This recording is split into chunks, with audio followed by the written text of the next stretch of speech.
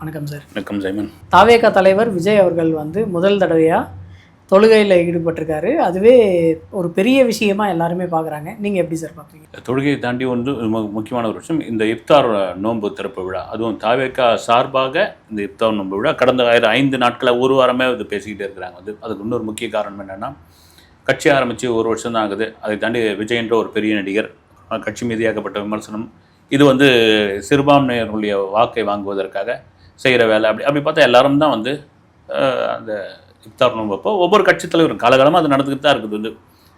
ஆனால் விஜய்க்கு அது ஒரு பேசும் பொருளாக மீடியா போய் முன்னாடியே வழக்கம் போல் கேமரா போட்டு நிற்கிற அளவுக்கு மாறினதுக்கான காரணம் என்னென்னா, இது தாவேகா சார்பில் ரெண்டாவது இது நாள் வரைக்கும் நீங்கள் தாவேகா சம்மந்தப்பட்ட நிகழ்ச்சிகள், அது கொஞ்சம் நிகழ்ச்சியாக நடந்திருந்தால் கூட சரி, சென்னைக்கு புறநகர் பகுதியில் தான் நடந்திருக்குது. ஒரு சென்னையோடைய மையப்பகுதி ராயப்பட்டவன், அதுவும் ஒய்எம்சிஏ மைதானம் முக்கியமான இடம்.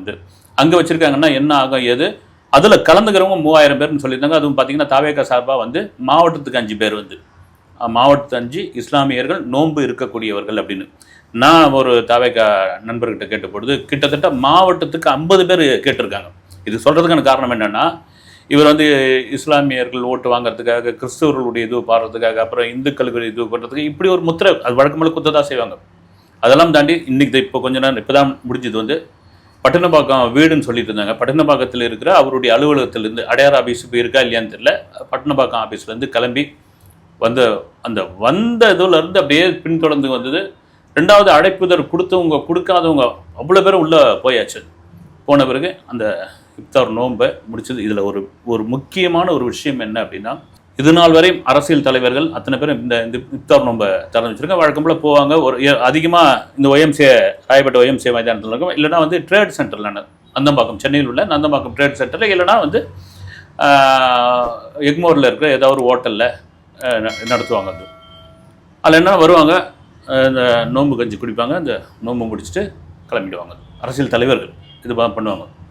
முதல் முறையாக இன்று காலை 5 மணியிலிருந்து உண்ணா நோன்பு இருந்து, முறைப்படி உண்ணா நோன்பு இருந்து, இன்று அந்த உண்ணா நோன்பை முடித்து வைத்திருக்கிறார் விஜய். இதெல்லாம் தாண்டி முக்கியமான ஒரு விஷயம், இன்று தொழுகையில் கலந்து கொண்டிருக்கார். இது வரைக்கும் யாரும் தொழுகையில் கலந்தது கிடையாது அப்படின்னு. உண்ணா நோன்பு கூட விசிகாவுடைய தலைவர் திருமாவளவன் அவர்கள் அவர் கடைபிடிச்சிக்கு வர்றார் அப்படின்னு. இந்த உண்ணா நோன்பு இருந்தும் தொழுகையிலும் கலந்து கொண்ட ஒரே அரசியல் தலைவர் நான் கேள்விப்பட்டது வரைக்கும், நார்த்தில் இருக்கா என்னன்னு தெரியல, சவுத்தை பொறுத்த வரைக்கும் இப்பொழுது ஆந்திராவினுடைய முதல்வர் சந்திரபாபு நாயுடு, அவர் முதல்வராக சொல்லி எதிர்கட்சி தலைவராக இருக்கட்டும், அவருடைய அந்த பாணியை பின்பற்றிருக்காரான்னு தெரியல. வந்தாச்சு ஒரு முழுமையான ஒரு ஒரு நோன்பு திறப்பு நிகழ்ச்சியை நடத்துகிறோம் அப்படின்னா அதில் முழுமையான ஒரு விஷயத்தை செஞ்சுட்டு போகணும். அதுதான் விஜயோடையது. இதெல்லாம் தாண்டி பிறப்புக்கும் எல்லா உயிருக்கும் அப்படின்னு திரும்ப போட்டதுக்கு அப்புறம் பார்த்தீங்கன்னா திரும்ப இதையே சொல்லிட்டு இருந்தா என்னதான் பண்ணுறது. இப்போ ஒரு விமர்சனம் வேறு வைக்கிறாங்க, விநாயகர் சதுர்த்திக்கு வாழ்த்து சொல்லியே அப்படின்னு. இந்து பேஸ்டாக வரும்போது அவர் எதுவுமே பேச மாட்டேங்கிறாரு. ஒருவேளை அவர் இந்து பேஸ்டாக நம்ம போயிட்டோம் அப்படின்னா நம்மளை சங்கின்னு சொல்லி முத்திரை குத்திடுவாங்களோ. ஆல்ரெடி பிஜேபியோட பி டீம் சி டீம்லாம் போய்கிட்டு இருக்கு. சப்போஸ் இது நம்ம அந்த சைடு போயிட்டோம்னா நம்மளை அந்த மாதிரி ஆக்கிடுவாங்களோ அப்படின்ற ஒரு பயத்தினால அவர் பண்ணாமல் இருக்கார். பயத்தினால் அப்படி பார்த்தா ஒன்றுமே அரசியலே பண்ண முடியாது. இப்போ நீங்கள் இப்போ குல்லான்ட்டாங்க, அப்புறம் ஜோசப் விஜய் அப்படின்னா பாவாடன்வாங்க, அப்புறம் சங்கின்வாங்க. இதெல்லாம் அதெல்லாம் விஜய் வந்தாச்சு, புதுவெளிக்கு வந்தாச்சு, விமர்சனங்கள் வரதான் செய்யும். சந்தனமும் அடிப்பாங்க, சேரும் அடிப்பாங்க, 2 தான் அடிப்பாங்க. போய்கிட்டே இருக்கும் நம்ம பாதையில் அப்படி நீங்கள் விநாயகர் சதுர்த்திக்கு வாழ்த்து சொல்லாதவர் அப்படின்பொழுது அவங்க அம்மாவுக்காக கொரட்டூரில் சாய்பாபாவுக்கு ஒரு கோயில் கட்டி கொடுத்துருக்காரு. அப்புறம் ஆரம்பத்தில் ஒரு விஜய் இதெல்லாம் ஒரு இது உண்டு, அது எந்த அளவுக்கு உண்மைன்னு நமக்குலாம் தெரியாது. பட விழாக்களுக்கு இந்த பட பூஜை கலந்துக்கிட்டா திருநர் வச்சா உடனே அதை நைஸாக அழிச்சிடுவார் அப்படின்ற மாதிரி. அது அதாவது ஒருத்தருடைய வளர்ச்சியினுடைய விமர்சனம் தான். ஒருத்தர் வளர்றாங்கன்னு வச்சுங்க, இந்த மாதிரியான விமர்சனங்கள் தாறுமாறாக வரும். அதுவும் திரும்பவும் சொல்கிறது என்னன்னா, ஒரு வெக்ஸ் வலைதளத்தில் ஆரம்பிக்கப்பட்ட ஒரு கட்சி, இந்த கட்சிலாம் எங்கிருந்து தாங்க போகுது? விஜயெல்லாம் எழுதி கொடுக்குற டைலாக பேசக்கூடிய ஆள், இவரெல்லாம் அரசியல் தாங்க மாட்டார், இவருக்கெல்லாம் கூட்டம் தான் வரும், ஓட்டு போட மாட்டாங்க, அந்த கூட்டமும் கொஞ்சம் காலில் கலந்து போயிடும். இப்படியா விமர்சனங்கள் இருக்கும்போது அதே வெக்ஸ் வலைதளத்தை ஆரம்பிச்சப்பட்ட கட்சி தான் இப்போது 2ஆம் ஆண்டு விழாவை சிறப்பாக முடிச்சாங்க. இப்போ வந்தது கூட பார்த்தீங்கன்னா பல பேருக்கு நான் இந்த குறிப்பிட்ட அரசியல்வாதிக்கு நான் திரும்ப சொல்லல, நீங்கள் இந்தியாவில் எந்த மாநிலத்தில் இருந்தாலும் அரசியல் தலைவர்கள், அரசியல்வாதிகள் எல்லாம் ஒன்று தான். நமக்குள்ள அடிக்கிறோமா, பிடிச்சிக்கிறோமா, வெட்டிக்கிறோமா, குடிக்கிறோமா, என்ன வேணாலும் இருக்கட்டும், புதுசாக ஒரு ஆளை உள்ள இருக்கக்கூடாது.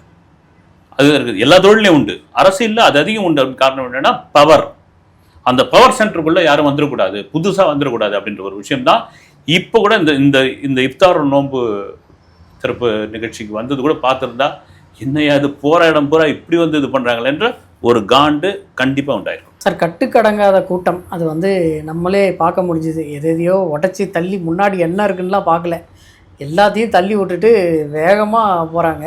இதை வந்து ஒரு கட்சி சார்பாக கொண்டு போகாதே எனக்கு பெரிய விஷயமா இருந்தது. எங்கேயுமே நான் வந்து தாவேக்கா கொடியவே நான் பார்க்கல. அதே எனக்கு வந்து ஒரு கொஞ்சம் பெரிய விஷயமா தான் தெரிஞ்சுது. ஏன்னா ஒரு சின்ன மீட்டிங்னாவே கொடியை ஃபுல்லாக கட்டிடுவாங்க. அது வந்து கவுன்சிலர் வந்தாலும் சரி, எம்எல்ஏ வந்தாலும் சரி, அந்த ஸ்ட்ரீட்டு ஃபுல்லாக கொடி தான் இருக்கும். பட் இங்கே வந்து அந்த மாதிரி எதுவுமே பண்ணாதது எனக்கு கொஞ்சம் புதுசாக இருந்தது. உண்மைதான், அது நல்லா கவனிச்சிருக்கீங்க சைமன். வந்து ஒரு ஒரு 5 பைசா உதவிக்கு 500 ரூபா விளம்பரம் தேடிப்பாங்க. டியூப் லைட்டு வாங்கி கொடுத்து டியூப் லைட் முழுக்க வந்து அன்பளிப்பு எழுதி வச்சுருவாங்க. வந்து அது எங்கிறது எரியுது இதுவோ அந்த மாதிரி கதை நீங்கள் சொல்கிறீங்க. இது விஜயோடைய ஒரு உத்தரவுன்னு கூட சொல்லலாம், வாய்மொழி உத்தரவாக வந்து. அது வந்து ஒரு மதம் சார்ந்த ஒரு விஷயம், ஒரு நம்பிக்கை சார்ந்த ஒரு விஷயம், ஒரு காலகாலமாக கடைபிடிச்சிட்டு வர ஒரு விஷயம்.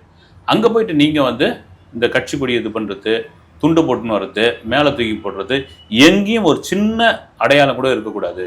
ஆனால் அதுதான் வந்து இந்த நீட்னஸ் தாவேக்காவினர் தொடர்ந்து கடைபிடிச்சிட்டாங்கன்னா ஒரு நீட்டான ஒரு அரசியல் தளத்துக்குள்ளே அவங்க போகிறாங்கன்ற அர்த்தம். உண்மையிலே கட்சினா அவங்க வந்து எல்லா மதத்தையும் சார்ந்து தான் இருக்கணும் அப்படின்ற ஒரு விஷயம் இருக்குது. அப்படி இருக்கும்போது அவர் வந்து எல்லா ஃபங்க்ஷனுக்குமே வாழ்த்து தெரிவிச்சிடலாமே சார்.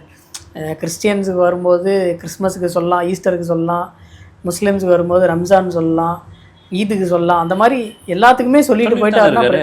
இல்லை, இந்த ஹிந்துஸ்னு வரும்போது அது சொல்ல மாட்டேங்கிறாரே, அதுக்காக சொல்லிட்டு விநாயகர் சதுர்த்தி சமயத்தில் ஏதோ வேற ஏதோ கூட நிகழ்ச்சி இருந்ததுன்னு நினைக்கிறேன். விநாயகர் சதுர்த்தி தான் பிடிச்சிருக்காரு எனக்கு. நாங்கள் ஏதோ ஒரு கூட நான் கூட ஒரு உங்கள் தரப்புலேயே கூட நான் சொல்லிக்கிறேன். நான் வந்து இனி அதை வந்து அது எப்படி போய் கன்வே ஆகலை, அப்படி பிரித்து பார்க்க வேண்டிய எதுவே கிடையாது.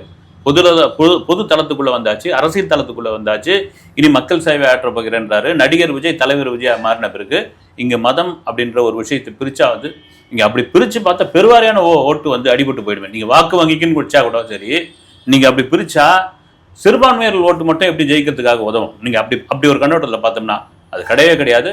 மேபி அவருக்கு யாரும் சரியாக கன்வே ஆகலையா, இனி அவர் வந்து அதை வந்து தொடர்ச்சியாக செய்வாரான்னு தெரியல. நீங்கள் சொல்கிறது கரெக்டாக வந்து ஒரு அரசியலுக்குள்ளே வந்துட்டா எல்லா நிகழ்ச்சிக்கும் நீங்கள் வாழ்த்து சொல்லி தான் ஆகணும், எல்லா நிகழ்ச்சியும் கலந்து தான் ஆகணும் வந்து. ஓகே சார், உதயநிதி ஸ்டாலின் அவர்கள் வந்து ஒரு இன்டர்வியூ கொடுத்துருந்தார். அதில் வந்து இந்த முஸ்லிம்ஸ் ரிலேட்டடாக, இந்த ரம்ஜான் ரிலேட்டடாக அவர் வந்து பேசின விஷயங்கள் வந்து அவ்வளோ தெளிவாக இருந்தது. இவர் வந்து விஜய் அவர்கள் உள்ள என்ட்ரி ஆனதுக்கப்புறம் ஃபுல் ஃப்ளெஜ்டாக உள்ளே இறங்கிட்டாங்க அப்படின்னு சொல்லலாமா? உண்மைதாங்க. வந்து விஜய் வெர்சஸ் உதயநிதி வெர்சஸ் விஜய் தான். இப்போ நீங்கள் வந்து விஜய்க்கான ஒரு பெரிய பலமாக இப்போ பார்க்கப்படுறது என்னென்னா வந்து இளைஞர்களுடைய ஓட்டு தான் அந்த முதல் ஓட்டு அப்படின்ற ஒரு விஷயம். இப்போ அவர் வந்து முதல்வர் ஸ்டாலினை எதிர்த்து அரசியல் பண்ணுறதை விட துணை முதல்வர் அங்கே கொண்டு வந்து வைப்போம் அப்படின்ற மாதிரி நீங்கள் கரெக்டாக கவனிச்சிங்க. கடந்த 2-3 நாளைக்கு முன்னாடி தான் அவர் வந்து இஃப்தார் நோன்பு நிகழ்ச்சியில் கலந்துக்கிட்டார். கலந்துக்கிட்டு ஒரு நல்லா இருந்தது. அந்த ஸ்பீச் வந்து ரொம்ப சிறப்பாக இருந்தது. குறிப்பாக வந்து ஒரு திராவிட இயக்கத்திற்கும் இஸ்லாமியர்களுக்குமான அந்த உறவு, அந்த பாசம், இதெல்லாம் கொண்டு வந்து சேர்த்துருந்தார். அதுவும் குறிப்பாக அவர் ஆரம்பித்தது என்னென்னா, நான் வந்து ரமலான் வாழ்த்து சொன்னால் சில பேர்லாம் கடுப்பாக வராங்க, அப்படி கடுப்பானால் நான் 100 முறை வாழ்த்து சொல்லுவேன் அப்படின்னு சொன்னதாகட்டும். அப்புறம் வந்து ஒரு திராவிட இயக்கத்திற்கும் இஸ்லாமியர்களுக்குமான அந்த பிணைப்பு, அந்த நட்பு, இதெல்லாம் காலகாலமாக இருக்குது. அதுவும் குறிப்பாக வந்து காகிதமில்லத் அவர்கள் உடல்நிலை சரியில்லாமல் மருத்துவமனையில் இருந்த பொழுது இவருடைய தாத்தா கலைஞர் மு கருணாநிதி அவர்கள் அங்கே போய் பார்த்தப்போ காகிதமில்லத் சொன்ன ஒரு விஷயம் என்னென்னா, நீங்கள் இஸ்லாமியர்களுக்கு அவ்வளோ நலத்திட்டங்கள், அவ்வளோ உதவிகள் செஞ்சுருக்கீங்க, அதுவே எனக்கு பெரிய மகிழ்ச்சியாக இருக்குது அப்படின்னு சொல்லி அங்கே தன்னுடைய அந்த திராவிட இயக்கத்திற்குமான இஸ்லாமியருக்குமான ஒரு ஸ்பீச்சு ரொம்ப தெளிவாக இருந்தது. இது விஜய்க்கான ஒரு இதுதான். நீங்கள் விஜய்க்கான அரசியலுக்காக உதயநிதியை களத்தில் இறக்கியிருக்காங்க. அது எப்போ இறக்கிட்டாங்க? ரம்ஜான் இஃப்தாருக்காக விஜய் அவர்கள் வந்து வந்தார். அடுத்து ஈஸ்டர் வரப்போகுது, இந்த 31ஆம் தேதியோன்னு நினைக்கிறேன். ஈஸ்டர் வரப்போகுது, அதுக்கு அழைப்பு விடுத்தா அவர் போகிறதுக்கு வாய்ப்பு இருக்கா? ஏன்னா அதுக்கப்புறம் தொடர்ந்து இந்து ஃபெஸ்டிவல்ஸும் வந்துக்கிட்டே தான் இருக்குது. அந்த மாதிரி விஷயங்களுக்கெல்லாம் அவர் தொடர்ந்து போகிறதுக்கு வாய்ப்பு இருக்குது. இது அப்படி பார்த்தோம்னா எல்லாத்துக்கும் போக வேண்டியதாக இருக்கும். வந்து இப்போ நீங்கள் ஈஸ்டர்னு சொல்கிறீங்கன்னா சைமன் சொல்லிட்டாரு அப்படின்னு அதுக்கு வேறு கீழே வந்து கமெண்ட்ஸில் வந்து சொல்கிறேன் நான். அதை தாண்டி வந்து பொதுவாக ஒரு முக்கியமான பண்டிகைகள் அப்படின்னா சிலது கலந்துக்க முடியும், சிலது கலந்துக்க முடியாது. நல்ல விமர்சனங்கள் வரும்போது எதிர்மறையான விமர்சனங்களும் வரும். இப்போ நீங்கள் இஸ்லாமியர்களுக்கு இதுவாக போய் இன்றைக்கி வந்து நோன்பு கஞ்சி கொடுக்குறீங்க, உண்ணா நோன்பு இருந்திருக்கிறீங்க, நீங்கள் வந்து தொப்பி போட்டுக்கிட்டீங்க, வெள்ளை சட்டை போட்டுனீங்க, வெள்ளை லுங்கி கட்டிக்கிட்டீங்க, முழு இஸ்லாமியராக மாறிவிட்டீங்க, ரைட் ஓகே, இதெல்லாம் எதுக்கு, இதெல்லாம் வந்து ஓட்டுக்காக தான் ஒரு பக்கம் இருக்கும் பொழுது, இவருடைய முந்தைய படங்களான பீஸ்ட்டு, துப்பாக்கி படங்கள்ல வந்து இஸ்லாமியர்களை தீவிரவாதியாக காட்டி அந்த டைம்ல போராட்டம்லாம் பண்ணாங்க சார், பயங்கரமான போராட்டம்லாம் நடந்தது. நீங்க கல்ஃப்லாம் அந்த படம் ரிலீஸ் ஆகல அதை கொண்டு வந்து இப்போ ஜாயின் பண்றாங்க வந்து அப்படின்னு. ஒரு நடிகரை என்னங்க பண்ண முடியும் வந்து, ஒரே கதையில் ஒரு ஆக்ஷன் ஹீரோவுக்கு என்ன பண்ண முடியும் வந்து, ஒரு கரண்ட்ல இருக்கிற ஒரு சம்பவத்தை எடுத்து பண்ணும்பொழுது அதை வந்து அது ஒரு போராட்டம். அது என்ன சொல்றாங்க அப்படின்னா, சோசியல் மீடியாவில் வந்து ஒரு வருத்தம் தெரிவிக்கல விஜய் இன்னைக்கு அரசியலுக்குள்ள வந்துட்ட பிறகு தொப்பி மாட்டின்னு வந்துட்டார் அவரு அப்படின்னு ஒரு. நீங்க அப்படி பார்த்தீங்கன்னா கேப்டன் விஜயகாந்த் வந்து அவர் பிடிக்காத தீவிரவாதிகளே கிடையாது வந்து, எல்லா படத்துலையும் தீவிரவாதியை பிடிச்சிருக்காரு. அப்பெல்லாம் இல்லாத விமர்சனம் விஜய்க்கு ஒரு 2 படத்துல எங்கிருந்து வந்தது வந்து. இன்னொன்று பார்த்தீங்கன்னா விஜயகாந்தோடைய அந்த மத நல்லிணக்கம் தாண்டி அந்த ஒரு நட்பு பாசம்னு ஒன்று இருக்குங்களா, அவருடைய இணைபிரியாத ஒரு சகோதரராக நண்பராக இருந்தவர் வந்து இப்ராஹிம் ராவத்தர் வந்து. அவருடைய ராவத்தருடைய டேபிளில் பெருமாள் படமும் இல்லை கையில் மோதிரத்தில் வந்து வெங்கடாச்சலபதி படமும் இவருடைய கையில் குரான் பொறிச்ச ஒரு மோதிரமும் இருக்கும். இது நட்பு, இதை விட வேற என்ன வேணும்? ஒரு மத நல்லிணக்கத்துக்கு இதை விட வேற என்ன வேணும்? இதே போல தான் நீங்கள் விஜயை வந்து விமர்சனம் பண்ணுறீங்க வந்து. இதை விஜய் இப்படி பார்த்தீங்கன்னா இப்போ ஈஸ்டருக்கு வந்துட்டாருன்னு வச்சுங்க, சொல்கிறோம் ஒரு ஈஸ்டருக்கு கிறிஸ்மஸுக்கு வந்துட்டாருன்னா இவர் வந்து ஜோசப் விஜய், ஜேசன் சஞ்சயோட அப்பா, இவரோட உலகத்தில் உள்ள பாதிரியாரெல்லாம் ஒன்று சேர்ந்து காசு போட்டு இவர் வந்து தமிழக வெற்றி கழகத்தினுடைய கட்சி ஆரம்பித்து வச்சுருக்காங்க. வர மாதிரியா சார் இருக்கு? இல்லை, அது வரதான் செய்யுன்ற. நான் வந்து எது பண்ணாலும் வரதான் செய்யும் வந்து. விபூதி வச்சுட்டாருன்னா விபூதி வச்சுட்டார் இவர், இந்துக்களுடைய ஓட்டுக்காக விபூதி வச்சுருக்காரு. அந்த விமர்சனங்கள்லாம் இந்த காதில் வாங்கி இந்த காதில் விட்டுட்டு போய்கிட்டே இருந்தால் தான் இங்கே அரசியல் பண்ண முடியும். அது விஜய்க்கும் தெரியும். அதனால தான் பார்த்தீங்கன்னா ஒரே நேர்கோட்டில் விஜயோடைய அந்த அரசியல் பாதை, அந்த பயணம் மிக தெளிவாக இருக்கிறது. சார், அரசியலுக்கு வர்றதுக்கு முன்னாடி அவர் இந்த மாதிரி ஏதாவது பண்ணியிருக்காரு? அவருடைய அந்த மக்கள் இயக்கம் இருக்கு இல்லைங்களா, விஜய் மக்கள் இயக்கம், ஒரு முறை அது மாதிரி கலந்துருக்காரு வந்து. ஒரு தருணம் இவ்வளோ பெரிய வரவேற்புலாம் கிடையாது, கலந்துருக்காரு வந்து. அது பத்திரிகையாளர்லாம் போய் அழைப்பெல்லாம் வந்துருக்காங்க. எனக்கு சாய் கிராமத்தில் நடந்ததுன்னு நினைக்கிறேன், மேபி எங்கன்னு தெரில. அப்போ அவருடைய பிஆர்ஓலாம் கூப்பிட்டுருந்தாங்க. இப்படி ஒன்றும் இதெல்லாம் கிடையாது. இன்றைக்கி பார்த்தீங்கன்னா ஒரு மாஸ் ஹீரோ உச்சத்தில் இருக்கும் பொழுது அதை வேணாம்னு சொல்லிட்டு அரசியலுக்குள்ளே வந்தது. அந்த அரசியலுக்குள்ளே வந்த பிறகு அவருக்கான ஃபேன்ஸு போராடலாம். இப்போ அதுதான் வந்து அவ்வளோ தூரம் கொண்டு வந்து நிறுத்திருக்கு. நீங்கள் வந்து நான் திரும்பவும் சொல்கிறது தான் வந்து, ஒரு திரைப்பட நடிகர் தன்னுடைய திரைப்பட வாழ்க்கை ஃபீல்ட் அவுட் ஆகும்போது தன்னுடைய சம்பளம் வந்து கீழே இறங்கும் பொழுது தான் அவர்கள் அடுத்த கட்டமாக அரசியலுக்குள்ளே வருவாங்க. இப்படி ஒரு உச்சத்தில் இருக்கும் பொழுது எந்த நடிகரும் இப்படி கொடுத்ததாக ஒரு சரித்திரமே கிடையாது.